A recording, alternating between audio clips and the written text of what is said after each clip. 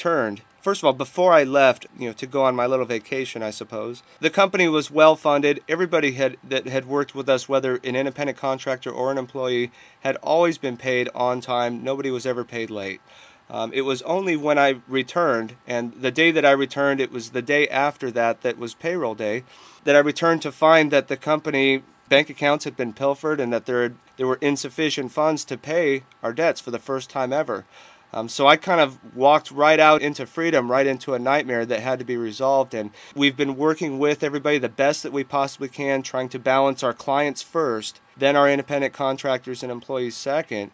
And now that we've taken care of the bulk of our employees, which has been difficult because all of our independent contractors and employees effectively walked off the job due to non-payment, but now we're finally at a point to where we have previously acknowledged the debt with our independent contractors and employees.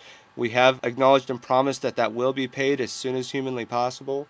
And we're on our way to making that possible. And most of our independent contractors and employees have received at least a partial payment, and they will be receiving the remainder of their payments in full within a short period of time here this month. So my question, I guess, and I think a lot of people would ask the same question, is how can you keep the doors open and employ people if you don't have the money to pay these people? That's a very good question. I mean, everything has to kind of have a cycle in business, kind of like the chicken versus the egg. Which one comes first? Do you start a business with a chicken or do you start with an egg? And it makes it why business is such a difficult thing and why so many business owners take pride in their business and why they put so much energy and everything into it, because it does take a lot. Certainly in the interim right now in our transition of recovering from everything that's taken place, we have had a couple of private investors that have been nice enough to give us some minimal funds to cover some of our capital costs and operating expenses. Simply then it's just a matter of recovering to make good with what was promised to everybody in the past while I was gone. All right, and then, of course, when we got this, like I said, we did some research, and for me, there was a couple of things that I saw that raised red flags for me. One was, you guys have two websites. It seems to your average consumer, www.federaltrusteeservices.com and www.federaltrusteeservices.net. Now, again, for somebody who's just kind of searching that and sees that seems a little strange. Why would you have two websites that are not completely different, but are different for one company? That's a great question. The answer to that is that the federaltrusteeservices.com, that is our website. I have been made aware of the federaltrusteeservices.net. That is an unauthorized site by one of our affiliates that's simply trying to promote his own business to make sales for the company. And so I'll be dealing with that issue as well in the days to come. All right. And so another thing that we found odd is that, to the best of our knowledge, you were working out of a place on Tacoma Avenue, in Tacoma, Oregon Avenue, in Tacoma. But the business is actually said to be in University Place. So again, when somebody sees that, your first thought is, well, why is that the case? And so why are you guys working off of Oregon Ave, but the business is said to be in University Place? Well, it's interesting because this entire business was started because of my own personal situation. When I lost all of my investment properties, then it came to a point to where the banks wanted my personal property. And so in dealing with my personal property and how to save it from foreclosure, I was searching for answers all across the country. I could not find any.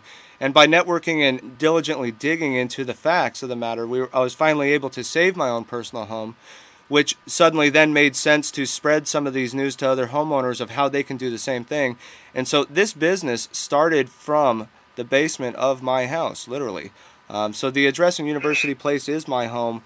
And when we got big enough, we finally decided to move into a commercial space last year. And that's the location on 15 Oregon Avenue. And so, again, this is where another, when you do some research, it seems odd because the place in University Place, though, seems to be Los Alturas Organization or something to that nature. And can you describe what that is? Sure. Los Alturas Organization is a nonprofit organization that was established as part of our program. So the Federal Trustee Services, there's a 3-step program. The first is the investigation. The second is the communication with the banks and the other parties to give them an opportunity to respond. And then the third step is layering in levels of protection to provide for continued possessory rights and ownership rights to property while providing certain other benefits. So the organization that now owns my home is a nonprofit organization that I have the ability to control. It also provides some privacy, but a lot of folks that have this type of organization that owns their property find that they do not have any property tax liability because of the fact that it is a nonprofit organization that owns it. There are certain other restrictions for the use of the property. Many refer to that type of organization as a church, while if we wanted to get technical, it's a integrated auxiliary of a non-religious spiritual organization. And I know that's a mouthful. Try to say that 10 times fast, but...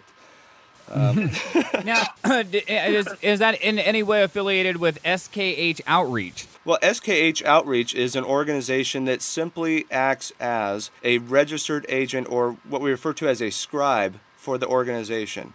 So whenever someone has an issue, commerce or business related with regard to that organization, they would serve SKH Outreach, and SKH Outreach would facilitate the response and forwarding of that information to the appropriate parties that are in their records.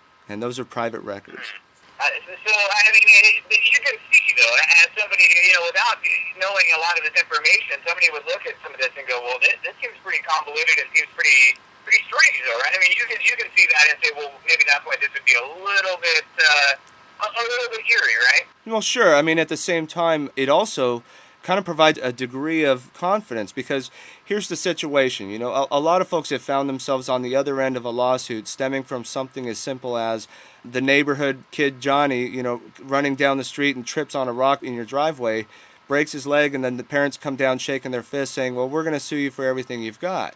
If you own your property in your name, there's an incredible amount of liability there and transparency where you could very well get sued for everything you got. When you have your property being controlled by a nonprofit organization such as this, there's a degree of anonymity and privacy.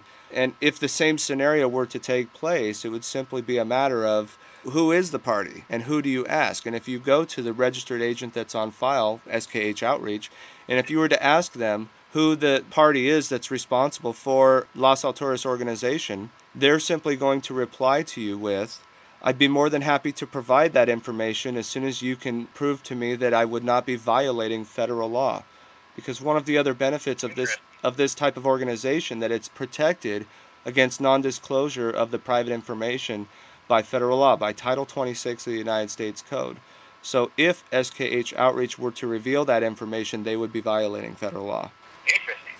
So there's a lot of stuff in there that to think about and research, I guess, sure. when you're doing all this, right? And that's what makes it difficult for us. I mean, we've got videos that explain a lot of this, and a lot of times folks feel frustrated because they start to listen to ideas that are being presented in the videos, and they say, well, that sounds like it doesn't really make a whole lot of sense. And they try to wrap their minds around it, and there's kind of a breaking point for everybody that we talk to, that they finally get to a point to where they see enough of it where they go, oh, okay, and now I see what you're saying, and then all of a sudden it cascades down and starts to make sense. And then there's one last thing that somebody brought to our attention, where someone brought you to court in it looks like 2007, or actually 2009, a Miss Calvo or something. What happened there, and can you explain that as well, I guess? Oh, sure.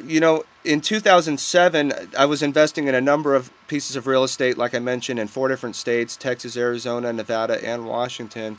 And I had other partners, private parties, that were investment partners, so they would put up money to purchase and repair the real estate. Miss Calvo was one of those folks. I actually affiliated with her through a close friend. And, when the market changed and crashed, it left everybody in a really bad position, So the real estate that loan was secured against was subsequently lost to foreclosure. Because that loan was not a first loan but a second loan, it was wiped out with regard to that property when that property was foreclosed upon. And the interesting thing about my story is that by fighting the bank for my own house, when I fought it in state court, I ended up losing. And then when I took it to bankruptcy court, I had some success because I presented it just a little bit differently.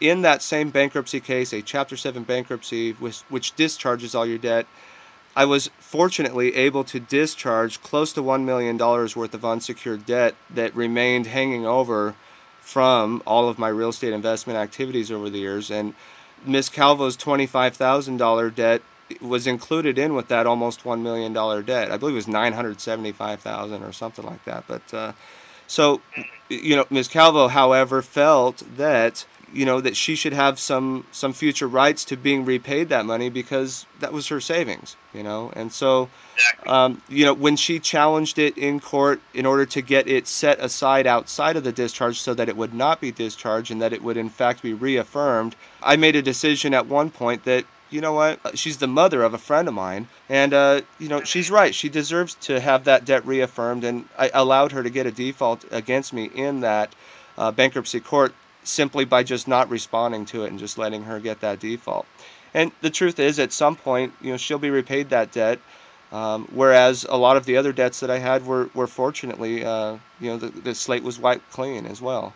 So I mean, when someone sees that you were taken to court for false statements, obtaining money under false pretenses, and actual fraud, and that she got full judgment for that in March of 2010, what do you say to somebody that sees that and says, you know what, you should still come to me, and why should somebody still come to you knowing that information? Well, we're talking about the same thing that we just talked about, and the important thing to note here is that when you file something into a court case, there are standard language and ways that you have to draft something to read that the court requires to be that way. So in a situation like this where someone is looking to keep that debt in place and not have it discharged in a bankruptcy, the language that you just read out loud, that is the language that is required to be in those pleadings and documents. Mm-hmm. So it's not the actual thing. It's just the wording you're saying that they use in the courts, because they use a lot of interesting wording, shall we say. Yeah, and it's just the complete wording, the complete phrase that they require for it to be there for you to actually get that sort of relief. Okay, and so we'll wrap this up because I've held you on the line for a long time here, Allan, and I really appreciate you coming on the show and talking with us about all this stuff. You've been